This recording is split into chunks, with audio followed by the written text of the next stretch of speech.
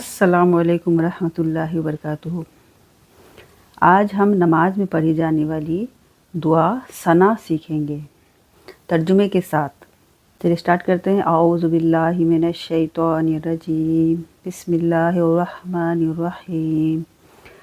सुब्हानकल्लाहुम्मा व बिहम्दिका व तबारकस्मुका व तआला जद्दुका वला इलाहा गैरुक। तो यहाँ सबसे पहले हमें बा पर करना है कलकला। सुब, बा साकिन है, कलकला होगा सुब। हा को हलक के दरमियानी से निकालेंगे और खड़ा ज़बर है खींचा जाएगा।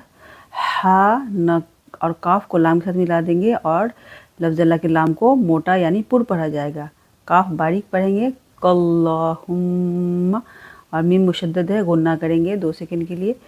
व बिहम्दिका, हा को हलक दरमियानी से निकालेंगे। व तबारकस्मुका, बा को खींचना है, अलिफ के साथ मिला के, अलिफ मद्दा हो रहा है। मीम पे स्मू, काफ जबर का, मुका।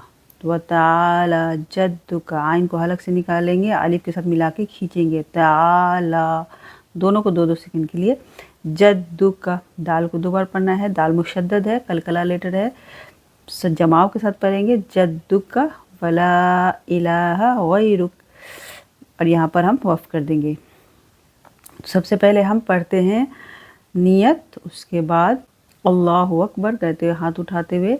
सबसे पहले जो नमाज में पढ़ी जाने वाली चीज़ है ये सना है। तो सना सबको याद होनी चाहिए। और तर्जुमा पढ़ लेते हैं। तर्जुमा है, हम तेरी पाकी का इकरार करते हैं अय अल्लाह, और तेरी तारीफ़ करते हैं, और बहुत बरकत वाला है तेरा नाम, और बहुत बुलंद है तेरी बड़ाई, और नहीं कोई माबूद तेरे सिवा बेशक। सुभान अल्लाह।